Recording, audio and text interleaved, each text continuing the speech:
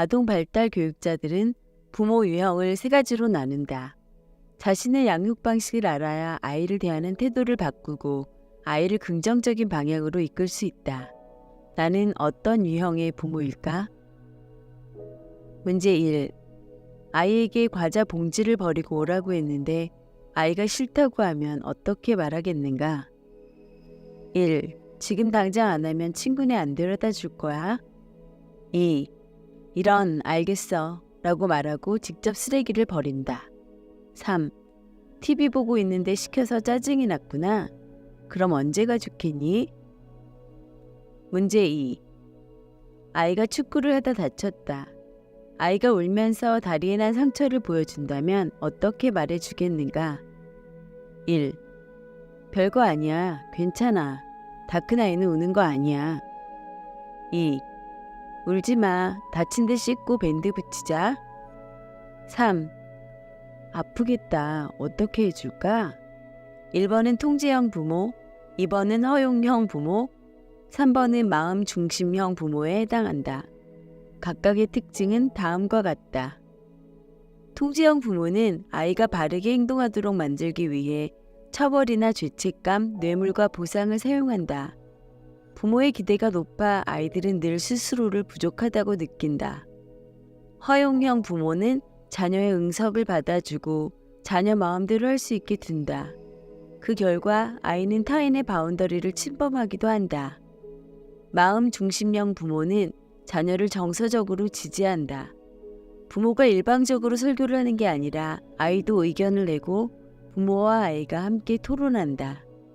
통제형 부모와 허용형 부모는 당장 문제 행동을 고치는 데 효과적일지 모르지만 장기적으로는 아이들에게 부정적인 영향을 준다. 마음 중심형 부모가 되려면 어떻게 해야 할까? 감정 계좌에 긍정적인 감정 쌓기. 아이들 마음에는 감정 계좌가 존재한다.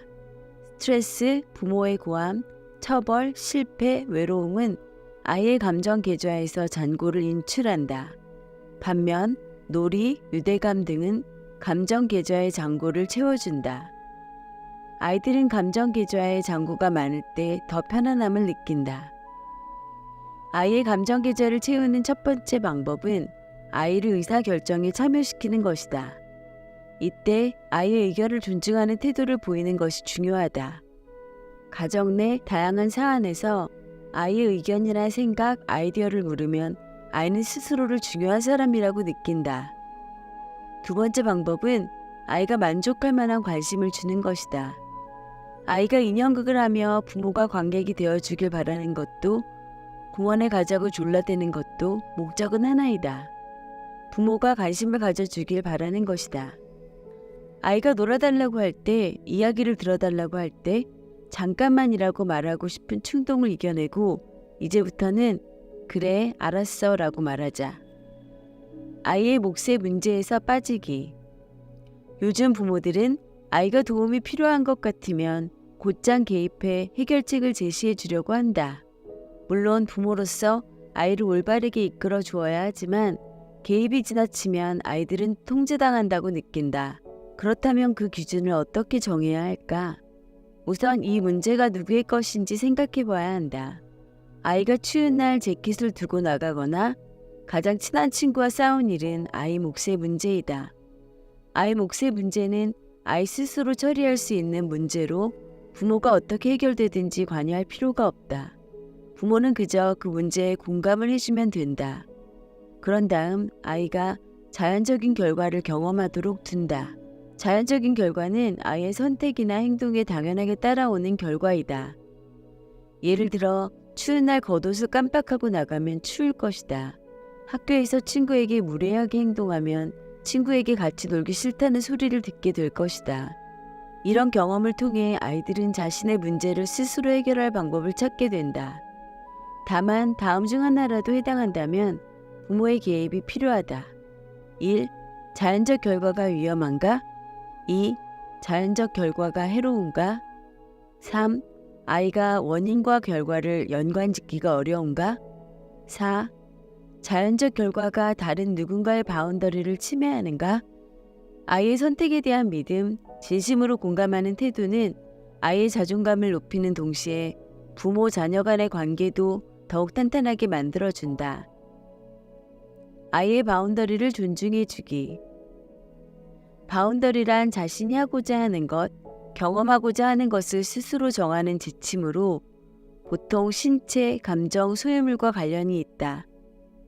부모가 아이의 바운더리를 존중하지 않으면 훗날 아이들은 타인의 바운더리를 무시하고 자신의 것도 존중하지 못하는 성인이 될 가능성이 크다. 아이의 바운더리를 존중하는 방법은 다음과 같다. 식사량을 너무 깐깐하게 간섭하지 않는다.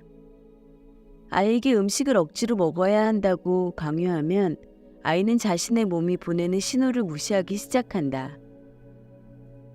아이를 만지기 전에 긍정하는 신호를 확인한다.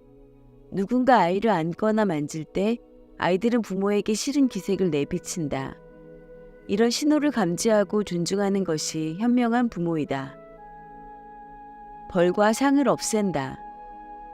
정서적 신체적 벌은 아이들에게 뭔가를 잘못했다면 이 사람이 너를 제압해도 아프게 해도 받아들여야 해라는 메시지를 전달한다. 상은 아이들에게 내게 보상이 주어진다면 진짜 하고 싶은 건 무시해도 돼 라는 인식을 심어준다. 아이의 싫어요는 무례함이나 반항심과는 관계가 없다. 아이는 자신의 바운더리를 주장하는 것뿐이다.